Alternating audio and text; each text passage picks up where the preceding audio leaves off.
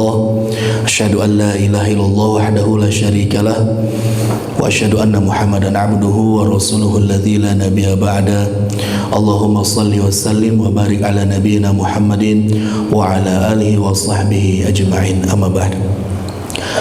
Puji syukur kita panjatkan kehadirat Allah Subhanahu wa taala yang senantiasa memberikan seluruh kenikmatan, mencurahkan setiap kebaikan, menggenapkan setiap kekurangan, dan Allah Subhanahu wa taala Maha sempurna, tanpa cacat, tanpa dua, dan pemberiannya tidak terkira. Dan salah satu hal yang patut kita syukuri bersama adalah Allah Subhanahu wa taala masih memberikan hidayah taufik yang senantiasa menyinari sanubari kita, sehingga kita dimudahkan untuk bangun di waktu fajar, melaksanakan ibadah, tertunduk dalam kekhusyuan, berjalan menuju masjid Allah, melaksanakan salat subuh berjamaah. Dan alhamdulillah kita pun diberikan dan dijadikan hamba pilihan Allah untuk dapat duduk lebih lama di masjid dengan niat bertolabul ilmi. Mudah-mudahan Allah Subhanahu wa taala jadikan semua amal-amal tersebut menjadi amalan salihan mutaqabbalan yang diterima seutuhnya dan mendapatkan pahala yang sempurna. Amin amin ya Allah ya rabbal alamin. Salawat serta salam mudah-mudahan senantiasa tercurah limpah kepada Nabi yang kita cinta, Nabi yang kita rindu, Nabi Muhammad sallallahu alaihi wasallam, kepada keluarga yang mulia, para sahabat yang setia, dan mudah-mudahan kita pun turut berserta keluarga kita senantiasa diberikan semangat untuk istiqomah memegang penuh terhadap sunnah-sunnahnya.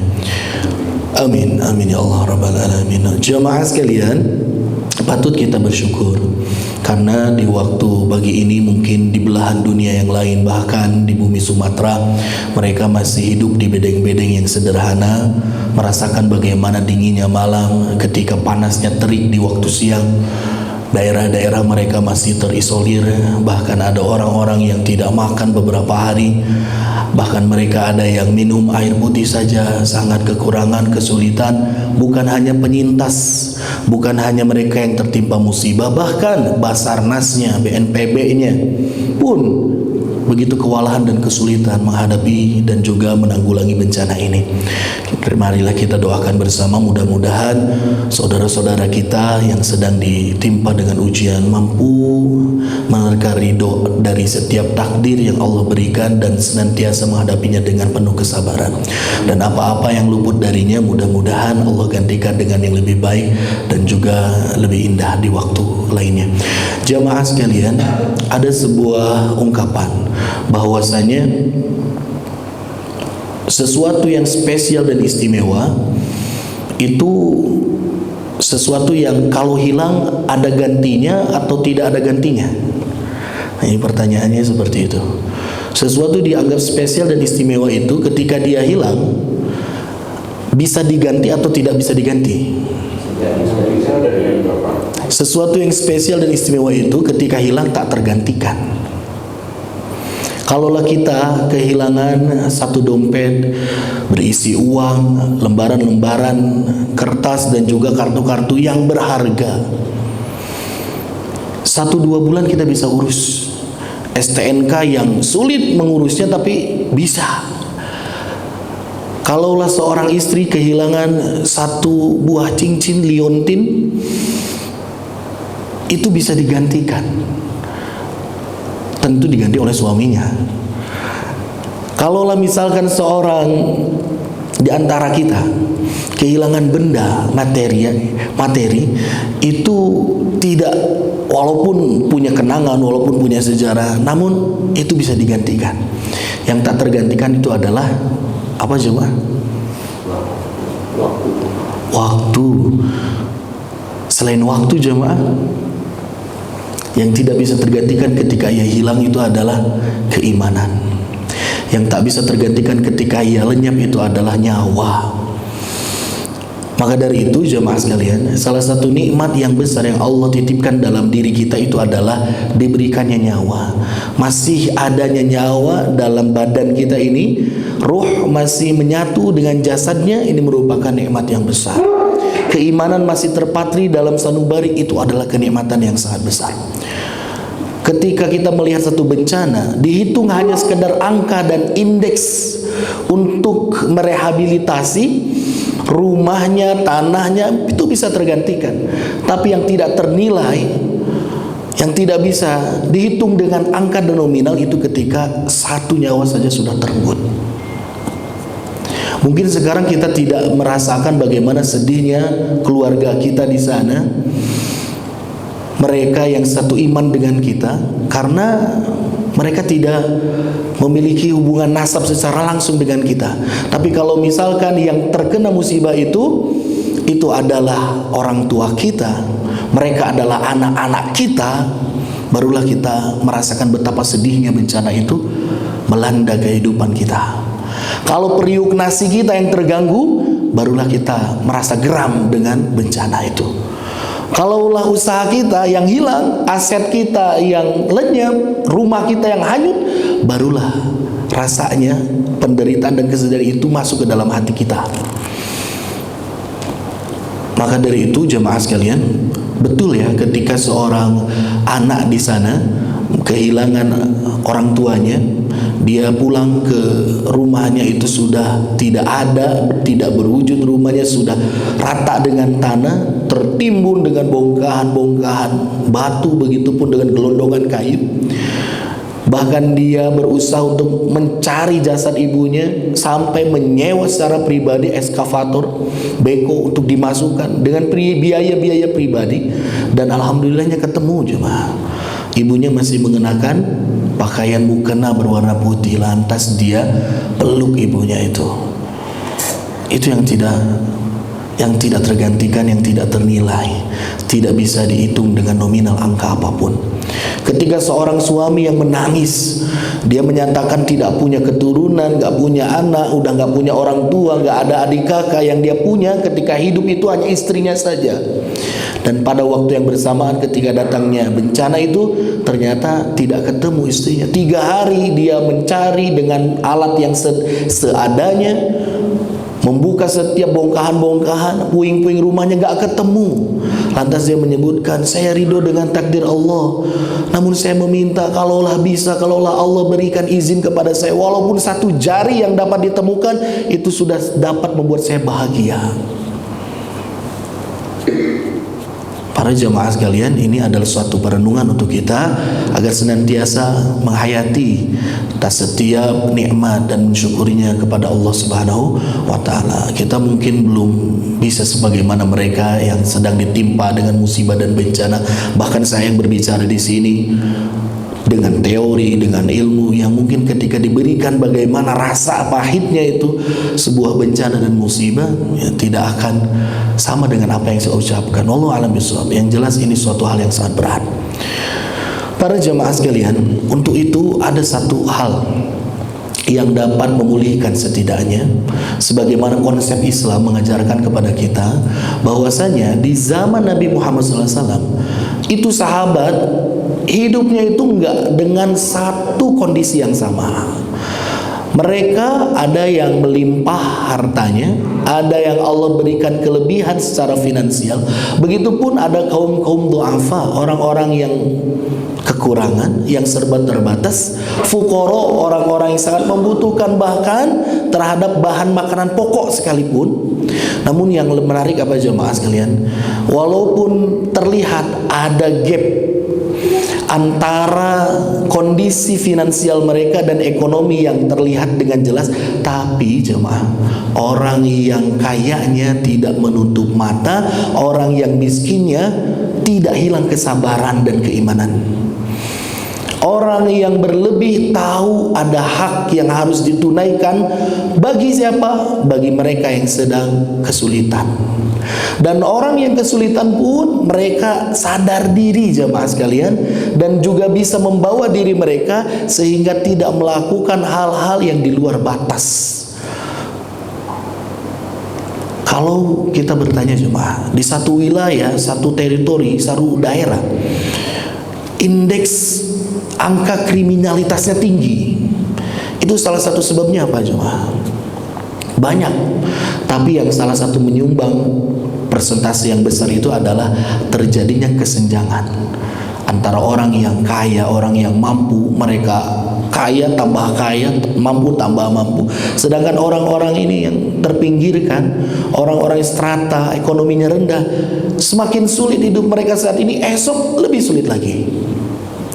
Dan ketika terjadi kesenjangan seperti ini, orang yang miskin, orang yang fakir itu sudah kehilangan seakan-akan keimanan yang ada dalam hati mereka, sehingga tega untuk melakukan hal-hal yang bahkan mengacu kepada membahayakan diri dan orang lain.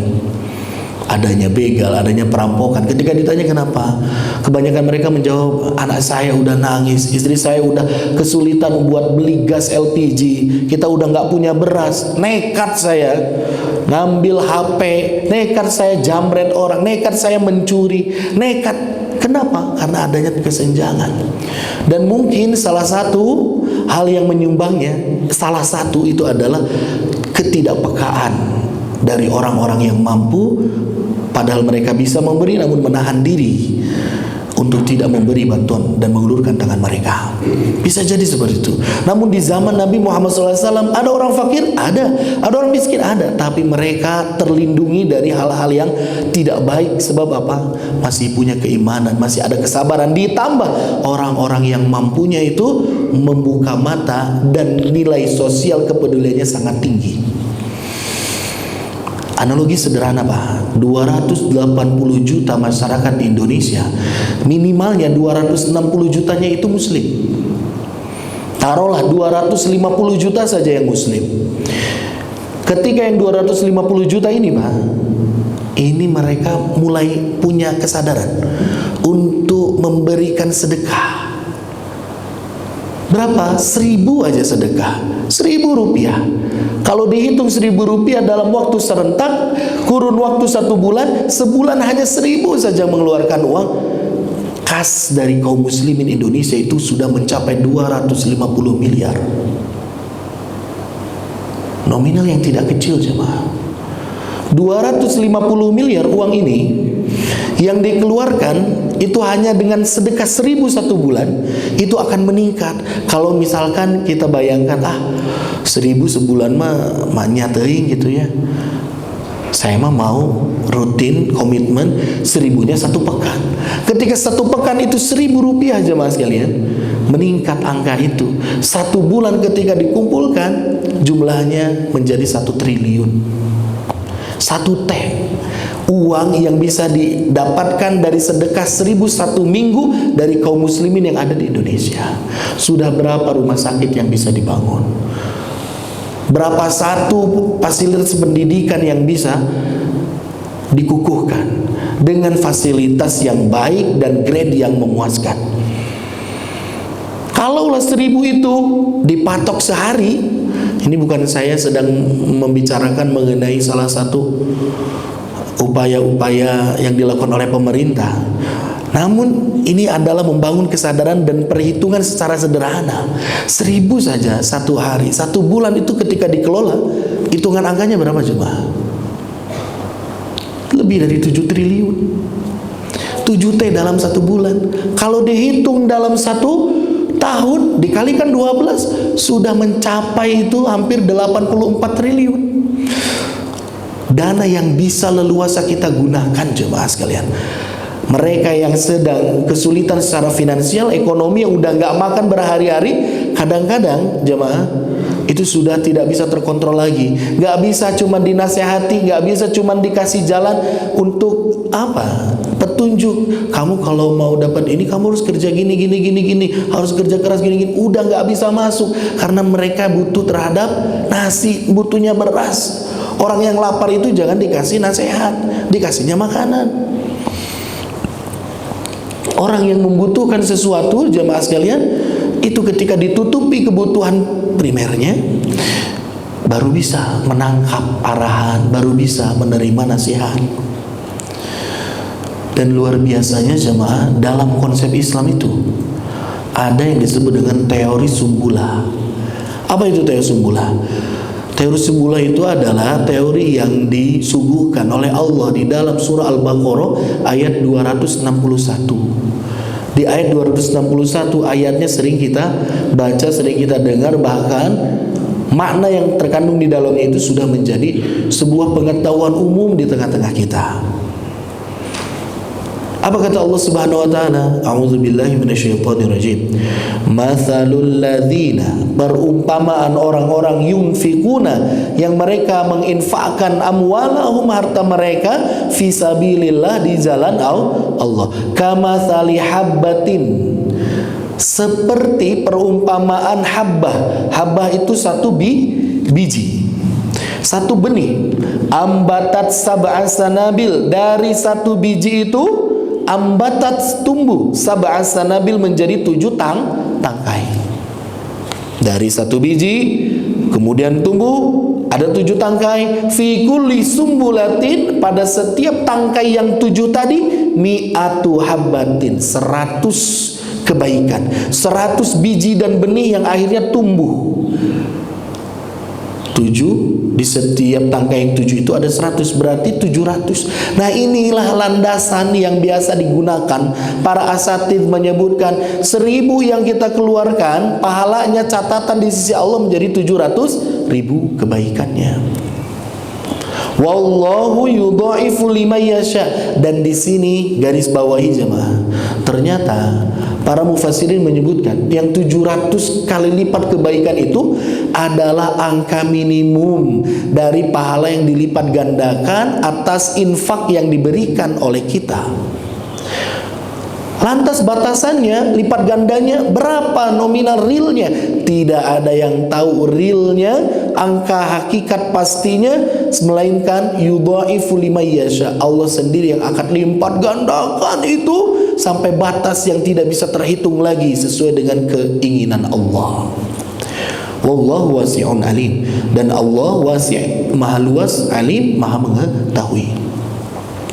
Jadi jemaah sekalian, apa yang kita keluarkan dari infak, dari sedekah kita di jalan Allah dengan niat lillahi ta'ala, itu adalah kebaikan yang terus berlipat ganda. Dan yang membuat saya haru jemaah, ketika kita renungi bersama, setiap amal kebaikan, amal yang umum yang lain, itu dilipat gandakan sampai 10. Man jaa bil hasanah, siapa orang yang datang dengan kebaikan, kebaikannya umum nih, maka dia mendapatkan asyru amsalihah. Kata Allah Subhanahu wa taala, nanti pahala dicatatnya itu 10 kali kebaikan. Bahkan ketika bentuk amalnya itu lebih spesifik, yaitu infak, minimalnya 700 kali kebaikan dilipat gandakan oleh Allah, bahkan lipat ganda yang tidak terbatas. Yang membuat haru apa? Allah Subhanahu wa taala membuat sebuah konsep perhitungan antara kebaikan dan keburukan, antara amal soleh dan juga kemaksiatan, itu tidak dengan hitungan yang sepadan. Kalau melakukan keburukan, maka dia hanya membayar semisal dan setimpal dengan keburukannya. Tapi ketika melakukan kebaikan, dilipat gandakan terus. Yang titik harunya di mana? Ketika Allah bikin konsep perhitungan yang tidak sama antara kebaikan dan keburukan. Maknanya apa? Kita bisa tangkap maknanya, agar apa? Peluang masuk surganya lebih besar untuk kita ketimbang masuk nerakanya. Kalau misalkan ada muslim yang masih saja masuk neraka dengan kemaksiatannya, padahal peluang amal baiknya itu sudah dilipat gandakan sedemikian rupa oleh Allah, sangat ironis sekali jemaah. Padahal Allah sudah lipat gandakan kebaikan kita. Agar apa? Nanti pertimbangan di mizan itu, kebaikan itu berlipat ganda, mengalahkan keburukan, sehingga peluang masuk surganya lebih besar ketimbang masuk neraka. Itu kasih sayang Allah Subhanahu wa taala. Itu rahmat dari Allah Subhanahu wa taala. Kenapa kok seperti Allah tidak adil dalam menghitung dan menghisab? Tidak jemaah. Karena Allah tahu bagaimana upaya kebaikan itu dilahirkan, dilihat dari prosesnya. Ada orang yang mungkin menderma sekarang cuma 1000, tapi 1000-nya itu dia keluarkan dari 10.000 harta yang dia punya. Mungkin terlihat kecil tapi besar di mata Allah Subhanahu wa taala. Ada orang yang mengeluarkan hartanya itu 100.000, mungkin 100.000-nya itu dari uang 1 juta yang dia punya. Dan itu besar di hadapan Allah Subhanahu wa taala. Maka Allah itu melihat, belum lagi ketika hendak berinfak, bersedekah, setan menggelayuti hati kita. Ulah. Masih banyak kebutuhan kamu. Nanti kamu gak bisa ke sana. Nanti kamu gak bisa tutupi kebutuhan ini. Banyak pertimbangan. Itulah mengapa ketika kebaikan itu akhirnya terwujud, Allah lipat gandakan. Karena proses menuju kebaikan sangat berat.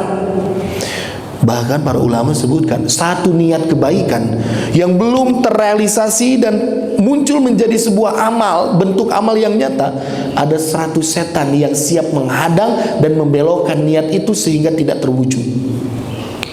Kadang-kadang seperti itu, Pak. Ketika ada yang mau sedekah nih, mau sedekah, uangnya ada, mau sedekah, cek setan teh, kamu mau sedekah? Bagus sih sedekah, tapi lebih bagus sedekahnya nanti aja. Kapan? Ketika kamu bangun pagi di waktu subuh. Bahkan kadang-kadang si setan teh ngadalil, Pak, di dalam hati kita. Kan di waktu subuh itu malaikat akan menyaksikan orang-orang yang bersedekah, didoakan langsung oleh malaikat. Udah, tunda saja sedekahmu saat ini, tunggu nanti sampai terbit fajar baru kamu sedekah. Ketika mau sedekah di hari itu, langsung ada lagi terbesit dalam hati di waktu pagi itu, tahu nggak, hari ini itu hari Kamis, besok saja Jumat sedekah biar mendapat keberkahan yang luar biasa. Setan itu mendelay amal-amal kita, jemaah. Hingga gongnya di mana? Bisa jadi, jemaah, ada niatan sedekah yang kita hendak keluarkan, namun itu masih terberir, tertahan, terpagar, sehingga Allah paksa ambil itu harta kita secara rela atau terpaksa. Bentuknya apa, jemaah? Uang yang kita saving money di rumah, di saldo di rekening, aset di surat berharga, yang kita tahan-tahan, jaga-jaga, bahkan untuk digunakan pun pertimbangannya harus jelas.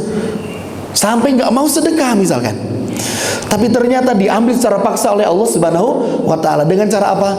Tiba-tiba punya masalah, tiba-tiba kesehatan menurun, tiba-tiba fisik melemah, harus recovery, harus pengobatan di luar batas kemampuan kita, di uang, di nominal yang bahkan melebihi dari anggaran untuk kita sedekah. Anggaran sedekahnya 1 juta, tapi ternyata sakit gigi ini, itu ketika pembayarannya lebih dari nominal yang kita siapkan untuk sedekah itu. Atau bahkan yang lebih tragis apa, jemaah? Uangnya hilang. Ini kejadian nih, saya nih pribadi, jemaah. Tos ayah kadang-kadang mah niatan ingin bantu ini, sudah masuk listnya, tapi kita tahan, kita jaga, nanti deh nunggu agak banyak dulu, nanti deh nunggu backupnya dulu, nanti dulu deh, kita tahan-tahan nih. Tapi ternyata Allah ambil secara paksa itu. Hari Kamis kemarin, sekarang hari apa? Sabtu ya. Hari Kamis kemarin itu anak kami bagi rapot, jemaah, dan mengharuskan orang tuanya dua-duanya datang ke sekolah. Bahkan sekarang luar biasanya wali kota Cimahi, wali kota kita ini yang kita cintai ini, bikin satu surat edaran, anak bersama ayah. Ayah bersama anak. Sebuah gagasan untuk apa? Para orang tua khususnya bapak membawa rapot anaknya. Biasanya kan ibunya, bapaknya kerja. Bahkan di instansi-instansi itu memberikan dispensasi bagi orang tua, bapaknya nih punya anak, anaknya bagi rapot, diberikan waktu dulu untuk bisa mengambil rapot anaknya. Nah, ceritanya saya ngambil rapot anak saya karena kebetulan TK dan SD, jamaah sekalian. Jadi kita itu tadinya mau dipisah. Udah, saya yang ke SD, istri saya yang ke TK. Tapi alhamdulillah waktu jedanya cukup lama, jadi kami bisa hadir berdua, mendengar bagaimana tumbuh kembang anak kami, bagaimana proses pembelajarannya, apa yang dia suka, apa yang tidak suka, bagaimana konflik dengan temannya, pertumbuhan perkembangan di lingkungannya. Semuanya itu kami dengar langsung dari gurunya. Masukan yang kami berikan, urun rembuk saran yang kami sampaikan kepada ustadz, semuanya direkam dengan baik. Alhamdulillah perjalanan itu lancar, jemaah. Hingga sampai waktu zuhur. Waktu zuhur ditelepon sama nenek kakeknya di Subang. Barudak katanya udah bagi rapot ya. Udah ke Subang aja, liburan di sini anak-anak, biarin orang tuanya di Bandung aja. Ya seneng yang ada saya bisa. Ya kapan lagi kan gitu kasih gitu. Alhamdulillah akhirnya udah janjian ketemuan. Di mana ketemuan? Di daerah Curug, daerah Subang Ciater jemaah. Dan ternyata nanti bapak-bapak nih kalau misalkan mau jalan-jalan ya, sekali-kali lah main ke Curug sana, karena curugnya eksotis. Warna airnya itu biru toska. Duka di Bulauan, Kang Rizky duka ente. Warna airnya itu seperti yang di Citumang jamaah kita dulu tuh, ternyata di Subang ada. Ya, Curug Cibiru. Nah, kita ketemuan di situ. Sampai saya di Curug jam 3 sore, masuk beli tiket, turun, kita trekking sampai di tempat gelar tikar samak itu. Kita mau duduk tuh, orang yang punya tiketnya bilang, "Pak, maaf ya, sekarang tutupnya jam 4. Kita udah mau duduknya mau jam setengah 4, Pak." Jadi ketika mau masuk tiket nggak dikasih tahu dulu itu tutup jam 4. Kalau tahu gitu nggak bakal masuk. Ngapain baru ganti baju udah ditutup nanti. Nah, setelah itu ya kita nikmati saja di situ. Qadarullah jemaah. Apa yang terjadi? Nah, ini saya resapi ya. Saya menjadi sebuah pengingat tazkirah khususnya untuk saya pribadi, dan mudah-mudahan ada manfaatnya untuk jemaah. Nah, liburan nih kami nih, refreshing nih, setelah anak dapat rapot pencapaian, kita berenang di situ. Istri saya nggak ikut berenang, dia mantau sambil makan bakso, biasa ibu-ibu tuh. Nah, makin bakso, semua bawaan barang-barang itu disimpan di istri saya. Qadarullahnya apa? Pas sesi udah mau jam 4, semua udah mau dibereskan, kita mau siap-siap pulang, kata istri, foto dulu. Akhirnya istri itu turun dari tempat tunggu gelar tikar di atas itu, turun ke bawah mendekat ke Curug. Pas turun ke bawah lupa nggak bawa tas. Foto beberapa menit di situ, memang agak cukup lama pas foto-foto, banyak posenya. Pas balik kita nggak tahu apa-apa, kita beres-beres, ganti baju, bilas semua ke atas. Pas di atas jajan anak-anak biasa, jajan ini, jajan itu, jajan ini, jajan itu. Pas mau bayar Pak, gongnya di situ. Pas mau bayar, saya mah bawa tas juga nggak ada isinya, bawa dompet bersih Pak, dompet saya mah semuanya dikeistriin. Nah, istri buka tasnya itu sudah nggak ada uang sama sekali. Udah nggak ada uangnya sama sekali. Mau bayar, kita korek kemana ini uang. Sampai berapa menit, sampai tukang dagangnya juga kebingungan, udah berdiri. Makanan udah di saya, mana anak-anak udah pada makan, mau gimana bayarnya? Mau di-kris juga nggak bisa, nggak ada. Disitulah jemaah sekalian, saya merasa Allahu Akbar. Ini ada cara-cara Allah Subhanahu wa Ta'ala untuk memberikan ujian cobaan, termasuk ke dalam bagaimana Allah mengamankan aset uang yang mungkin saya berpikir itu ada hak orang lain yang belum saya tunaikan.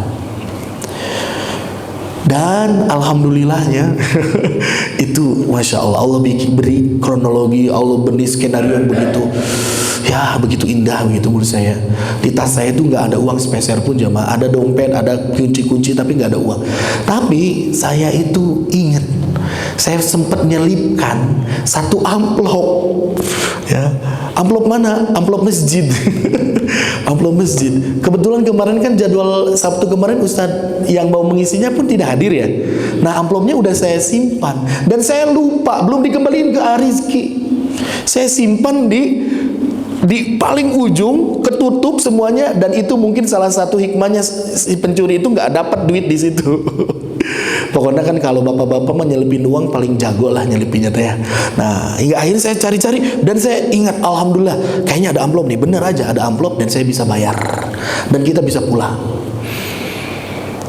Ada satu momen, ada satu peristiwa yang mungkin jemaah, ya, yang mungkin itu adalah salah satu cara Allah untuk memberikan kuasanya. Seberapapun kita hebat menjaga aset kita, uang kita, harta kita, kalau di timing waktu yang memang sudah waktunya, timingnya sudah tepat seperti itu, harus keluar uang itu dengan cara apapun, hingga akhirnya uang itu hilang. Maka dari itu pertanyaan yang klasiknya gini, lebih baik uang itu hilang atau disedekahkan? Kan itu akhirnya. Kalau misalkan uang yang ada itu sebelumnya memang sudah kita tulis ini nih, mau dikasih ini, mau ini ada yang perlu dibantu, itu dikeluarkan semuanya. Sama-sama juga kita jadi nggak punya uang misalkan, tapi nilainya itu berbeda di hadapan Allah Subhanahu Wa Taala. Nilai keridhaan kita ketika hilang uang dan kesedekah itu berbeda, walaupun sama-sama secara real angka nominalnya berkurang, tapi rasanya beda. Makanya jangan sampai tumbuh seperti saya aja, Pak. Maksudnya akhirnya Allah ambil secara paksa. Dan pada akhirnya walaupun ada musibah, di samping itu kita bersyukur, alhamdulillah. Nah, tugasnya ya, para DKM masjid itu menyiapkan amplop kepada ustadz, itu salah satu fungsinya itu. Ketika waktu kepepet bisa digunakan uang itu. Masya Allah. Jadi jamaah, ini hanya satu kisah kemarin ini. Tepat ketika saya pulang ke sini kan pada maghrib ya, Isaan bisa ikut berjamaah, itu baru insiden. Nah, jadi kebayang-bayang ya kadinya. Ditanya, ada CCTV-nya di sini Mbak? Ada, tapi CCTV-nya nggak ngarah ke situ. Ya nggak ketahuan juga siapa yang ambil. Wallahu alam. Nah, jadi jamaah sekalian, ya ada cara-cara Allah Subhanahu Wa Taala. Karena apa? Harta itu hakikatnya milik Allah. Gimana Allah? Allah yang kasih, Allah yang ambil. Dengan cara apa Allah mengambil? Ya, jangan sampai kita menunggu gitu. Kalau bisa kita memilih, wakafkan, sedekahkan, jariahkan, jangan ditunggu, biarkan. Dan ini adalah tabungan kita jemaah sekalian, tabungan akhirat kita. Saya akan tutup dengan satu hadis dari Nabi Muhammad SAW. Sebagaimana tadi saya ungkapkan, gak akan lama. Ini udah kelamaan menurut saya nih. Satu hadis terakhir. Aisyah radhiyallahu anha, istri tercinta Nabi, itu merekam bagaimana Nabi mengungkapkan sebuah hadis yang sebegitu berharga. Hadisnya apa? Kata Nabi, Nabi itu mengapresiasi para sahabat, para umatnya yang memiliki satu sifat. Sifatnya apa? As-sakhiyu, kata Nabi. Sifat mereka adalah orang yang senantiasa suka dan gemar untuk menderma. Mereka nggak bisa nahan diri ketika melihat orang kesusahan itu selain mengulurkan tangan dan bantuannya. As-sakhiyu. Dan Nabi Muhammad SAW berikan garansi bagi yang memiliki sifat sakhiyun. Apa jemaah garansi dari Nabi? Ini Nabi yang menggaransi. Kalau ada orang memiliki sifat suka menderma, gampang untuk memberi, gak pikir-pikir panjang terus menerus, karena dia pun yakin ada Allah Subhanahu Wa Taala. Begitupun dia punya tabungan, ada pos-posnya, dia keluarkan. Kata Nabi, qaribu minallah. Yang pertama, kalau ada orang memiliki sifat suka dan gemar memberi, berinfak, bersedekah, qaribu minallah, Allah itu akan dekat dengannya. Kita dideketin istri aja udah bahagia. Bahagia nggak Pak? Biasa aja ya, udah ketemu setiap hari. Kita dideketin istri sebelum jadi istri kita dulu, bahagia luar biasa. Kita dideketin sama orang penting, bahagia luar biasa. Jangankan deket, punya hubungan deket. Kalau misalkan presiden sekarang nyebut nama saya, disebut aja nama saya, udah begitu merasa wah, seneng banget gitu. Apalagi ini yang dekat itu bukan makhluk, bukan manusia, yang posisinya tiada tara, tidak ada yang sebanding dengannya. Allah yang dekat dengan kita ketika kita memiliki sifat menderma, memberi, berinfak, bersedekah. Kalau udah dekat sama orang yang penting aja itu gampang urusan kita. Istilah ordal itu kan sudah biasa. Ini urusan-urusan kita itu di backing langsung sama siapa? Yang dekat sama kita Allah Subhanahu Wa Taala. Siapa yang pengen didekati Allah, maka menjadi orang yang gemar untuk memberi. As-sakhiyu qaribu minallah. Bukan hanya Allah yang mendekat dengan kita, qaribu minan nas. Manusia pun dekat dengan kita.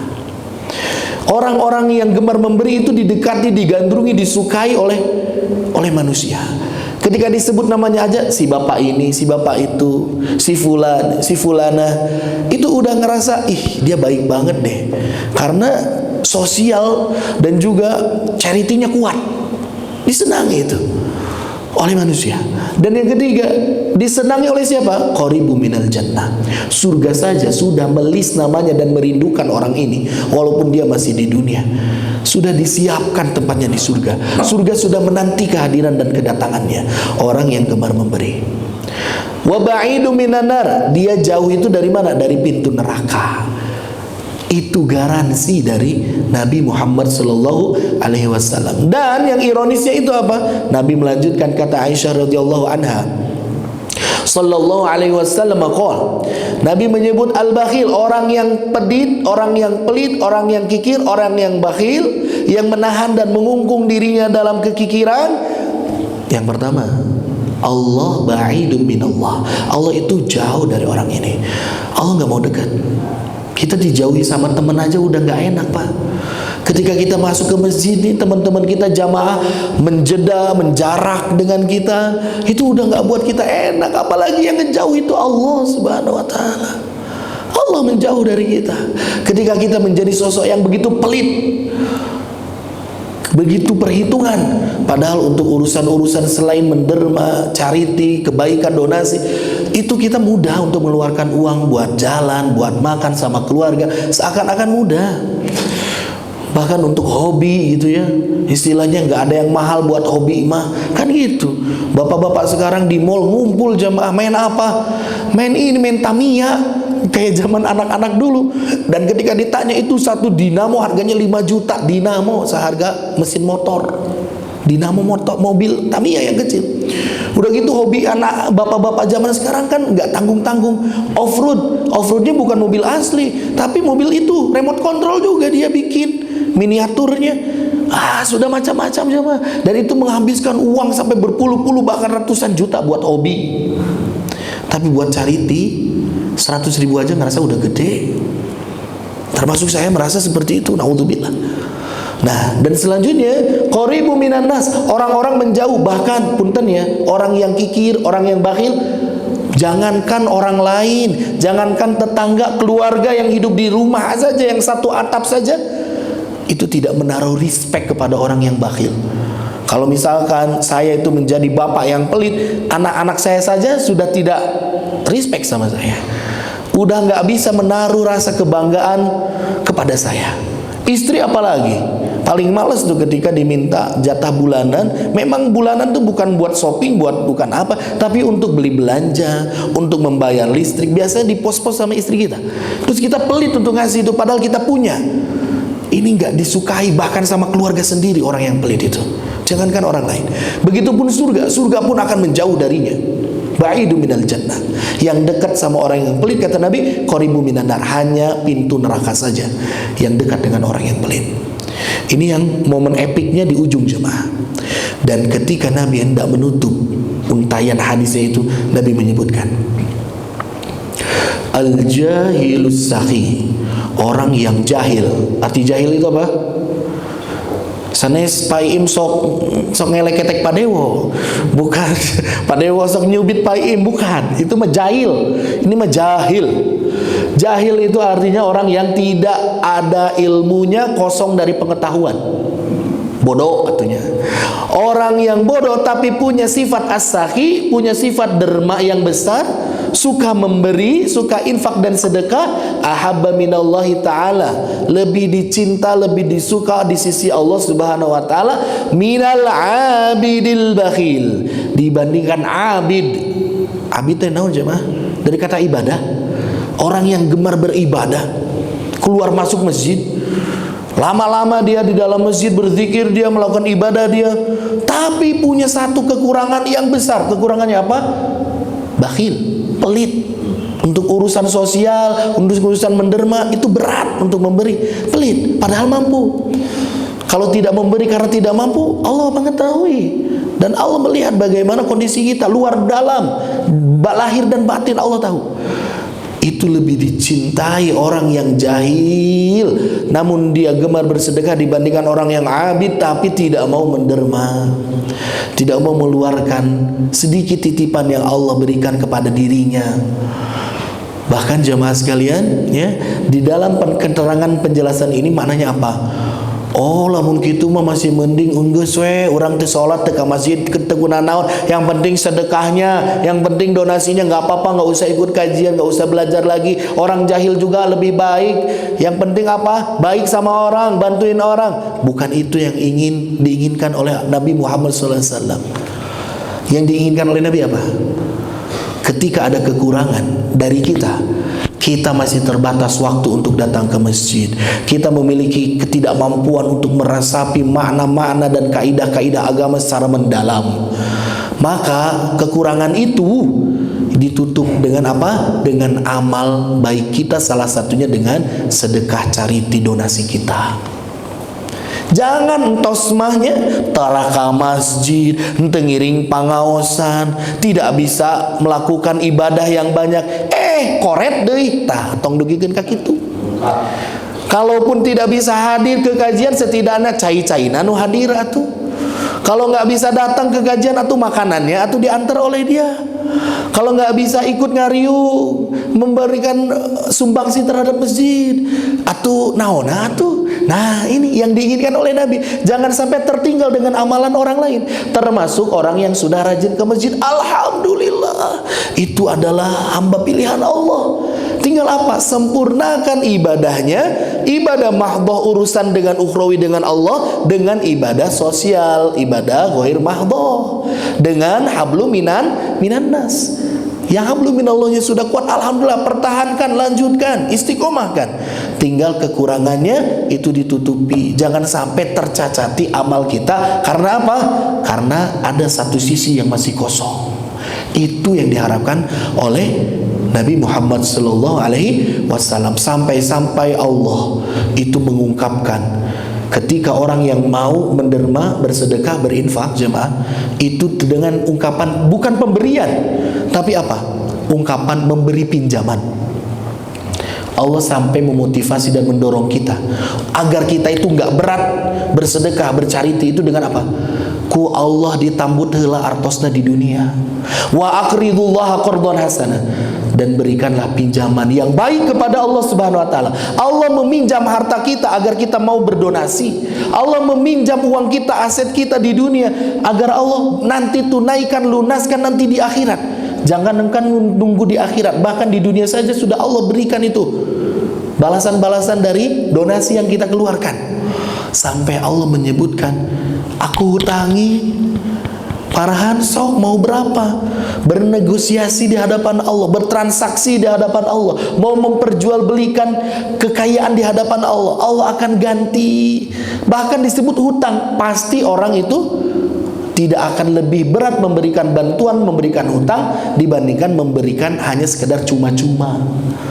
Ya, maka dari itu jemaah sekalian, jangan tinggalkan kesempatan-kesempatan kita selama hayat masih dikandung badan, kita masih diberi kemampuan, anak-anak kita diberikan kelayakan hidup, alhamdulillah semuanya sudah baik. Tinggal urusan kita menanam tabungan kebaikan untuk kehidupan yang abadi, menyongsong akhirat yang mendapatkan kebahagiaan selama-lamanya di surganya Allah Subhanahu wa taala dengan cara berdonasi, berinfak. Jangan sampai kita menjadi orang-orang yang nanti berteriak di hadapan Allah setelah kematian datang, berikan aku waktu hanya sejenak, sekejap mata, agar aku bisa mengambil dan mengalihkan, mentransferkan.